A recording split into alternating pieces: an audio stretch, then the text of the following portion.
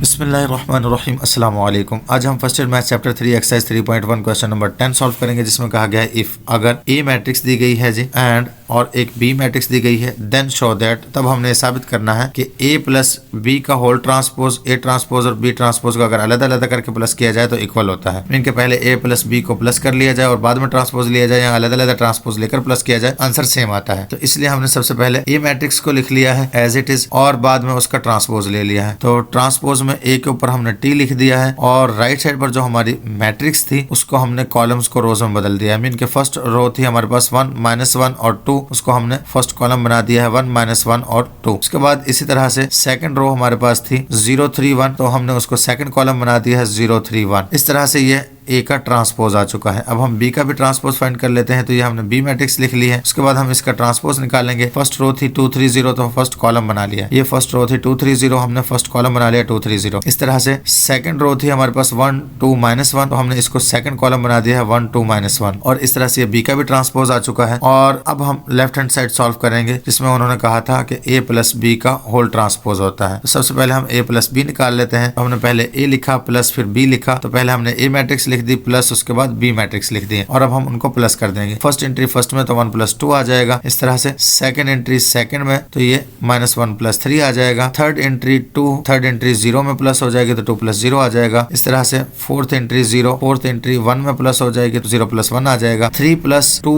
Fifth entry थी add हो चुकी है। उसके बाद सिक्स्थ एंट्री है 1 और उधर से -1, ये दोनों प्लस होंगी तो प्लस माइनस माइनस होता है, दरम्यान में माइनस है, इसलिए 1 - 1 आ जाएगा। अब नेक्स्ट स्टेप जब हम करते हैं तो 1 + 2 3 हो जाएगा और इस तरह से 3 में से माइनस का 1 निकलेगा तो 2 बच जाएगा। 2 + 0 2 हो जाएगा। 1 + 0 1 हो जाएगा। उसके बाद 3 + 2 5 बन जाएगा। 1 - 1 0 हो जाएगा। और इस तरह से a + b हमारा निकल चुका है एक सिंगल मैट्रिक्स। अब हम इसका ट्रांसपोज ले लेते हैं। तो हमने a + b जो लिखा हुआ था हमारा, उसको ऊपर t लिख दिया है और राइट साइड पर जो मैट्रिक्स थी उसकी फर्स्ट रो थी हमारे पास 3 2 2, उसको फर्स्ट कॉलम बना दिया 3 2 2। इस तरह से 1 5 0 हमारे पास सेकंड रो थी, तो हमने उसको सेकंड कॉलम बना दिया 1 5 0 और इस तरह से हमने इसे इक्वेशन नंबर 1 कह दिया। मीन कि ये लेफ्ट हैंड साइड हमारी सॉल्व हो चुकी है। अब हम राइट हैंड साइड सॉल्व करेंगे। राइट हैंड साइड में हमने a और b का जो ट्रांसपोज फाइंड किया था वो हम पुट करेंगे, क्योंकि हमने a ट्रांसपोज + b ट्रांसपोज लिखा है, तो इसलिए पहले हम a ट्रांसपोज की जो वैल्यू थी हमारी वो लिख दी है हमने। सेकंड में हमने बी ट्रांसपोज की जो वैल्यू थी वो लिख दी है और अब हम उसको प्लस कर देंगे तो ये हमारी राइट हैंड साइड निकल आएगी। तो ये हम फर्स्ट एंट्री को फर्स्ट में और सेकंड को सेकंड में प्लस करते हैं तो 1 + 2 आ जाएगा और 0 + 1 आ जाएगा। इस तरह से -1 + 3 और